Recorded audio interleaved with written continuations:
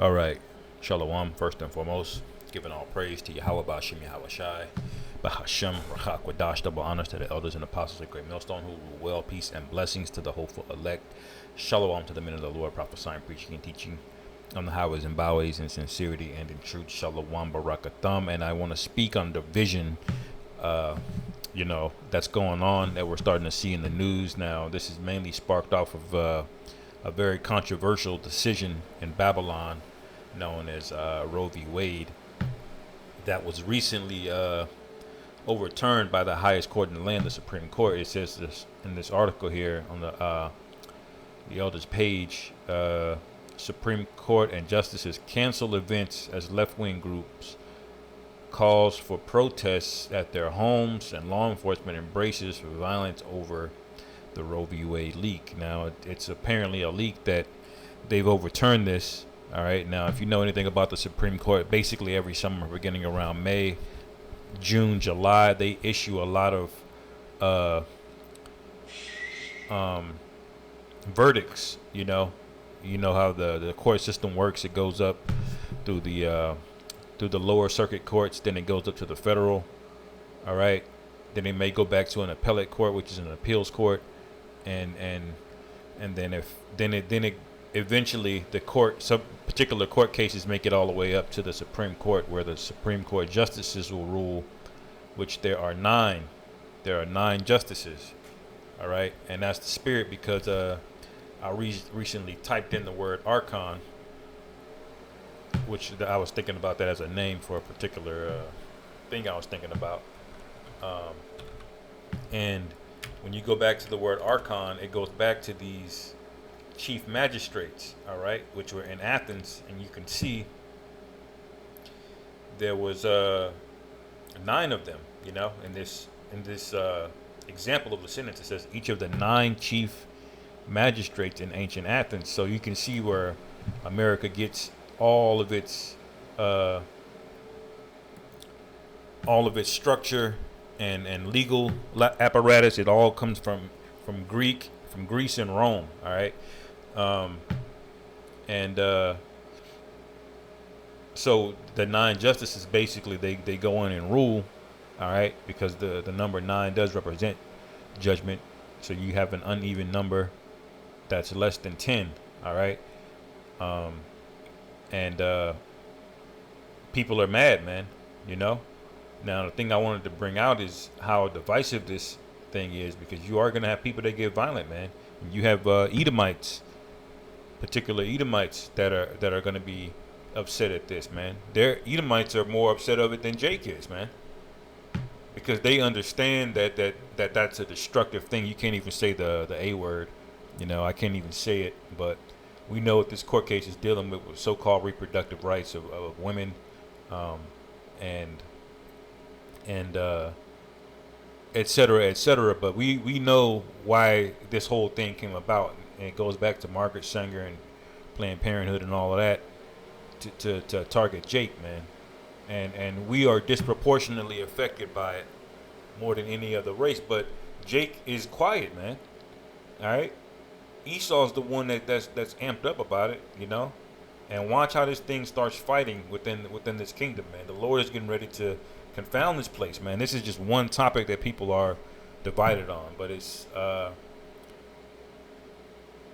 the Isaiah 19:1. We know this scripture comes out pretty often, but I'll start at verse 1. The burden of Egypt, behold, the Lord Yahweh rideth upon a swift cloud, and shall come into Egypt. And the idols of Egypt shall be moved at his presence, and the heart of Egypt shall melt in the midst of it. This is talking about the return of the Lord. So this sets the time period and connotation. A lot of people read Isaiah 19, and they think this is talking about ancient Egypt. They don't fully get the understanding that the scriptures are parabolic, all right? That there's allegory and dark sayings and parables written in this. But this first verse is a clue, because when else did the Lord come in and on a cloud and confound all of Egypt that it melted? All right, you can try to make the argument that that's what happened back in the ancient world, but this is talking about a future prophecy. All right, because there was a cloud that showed up out in the wilderness in Sinai that guided us out of there. But we all know the Egyptians back then, they were rebellious as hell, man. The Lord had to kill a whole heap of them just so they would let us go. All right, so we understand basically this is talking about a future prophecy, which Egypt in this scenario is America. All right, and really all of the Edomite kingdoms, really, you're gonna have this going on. It says, verse 2, and I will set the Egyptians against the Egyptians, and they shall fight everyone against his brother and everyone against his neighbor, city against city and kingdom against kingdom, because you got liberal cities, you got conservative cities. All right, more and more and more division, man. All right, and this thing is not going away. It says, and the spirit of Egypt shall fail in the midst thereof, and I will destroy the counsel thereof, and they shall seek to the idols and to the charmers and to them that have familiar spirits and to the wizards, because these people are idolized in this society, man. They're gonna look to things that are anything but the Most High for a resolution, all right, for salvation, until that day comes, and then everybody's gonna realize who the true power is. All right. But there's a couple other ones that says America will protect your rights if you're woman, immigrant, disabled. I ain't gonna say them, but then you can see they have a regard for all of these things, but not an unborn child, man. All right, all for what? So America can live, so women can just live these unclean lifestyles. I should just say, they just want to be comfortable and do whatever the hell they want to do, man. They don't want to have to worry about consequences, repercussions. They want a quick fix, easy button for everything. They don't want to practice discipline. All right. And they want everybody else to pay for it. All right. But that's okay, because the Lord is doing this, man. You know, this is Matthew 24.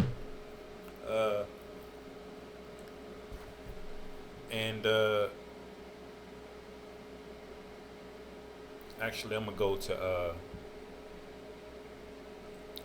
Luke, the 12th chapter, real quick.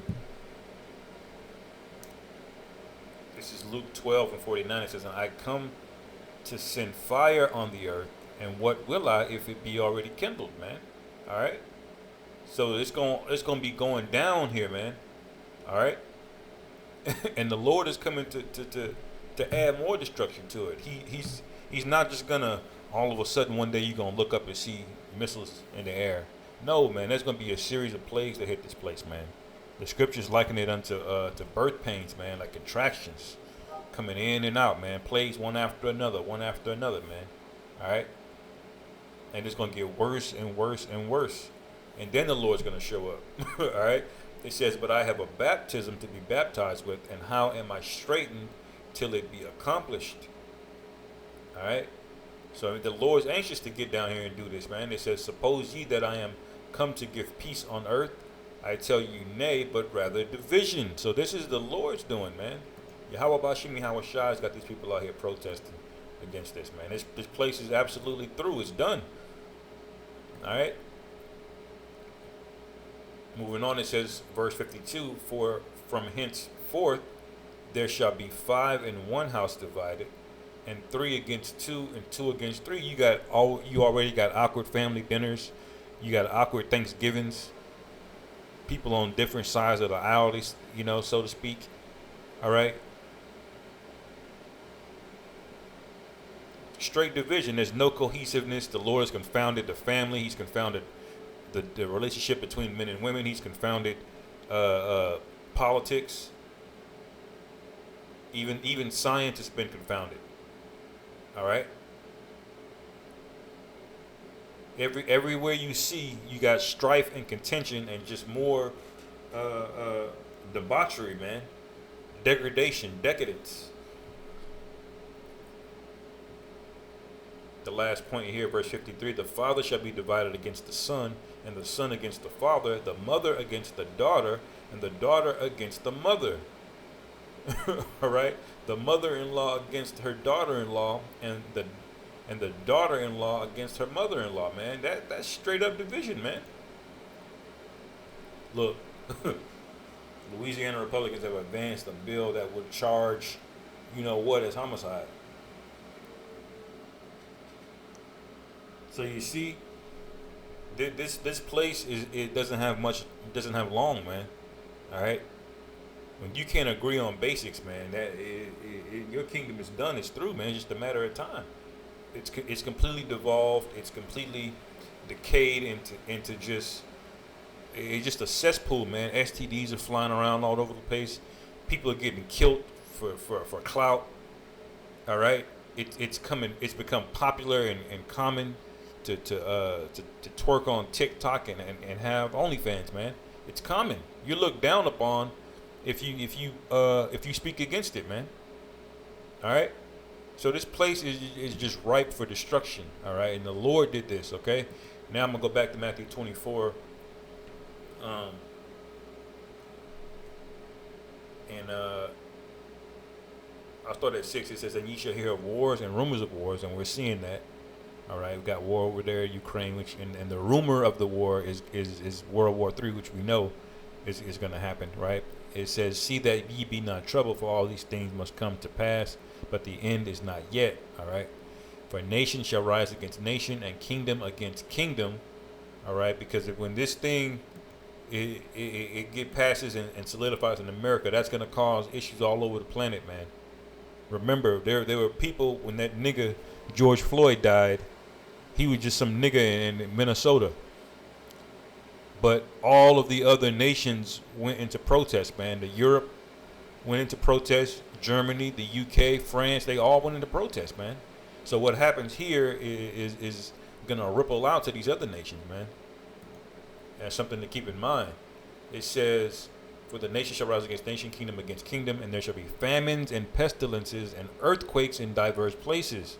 All right, and we starting to see these things ramp up. It says, "All these are the beginning of sorrows," man. So we know this precludes or precedes the that final day, man. That day of evil, that day of judgment, that day of wrath, that day of vengeance. Okay. And we can't wait, man. Call hello Yahweh Bashim Yahweh Shai, man. So with that, hopefully y'all brothers were edified. Shalom, peace and blessings to you, brothers. Call hello Yahweh Bahashim Yahweh Shai Bahashim Rachah Wadash Wa Abad Babal Shalom.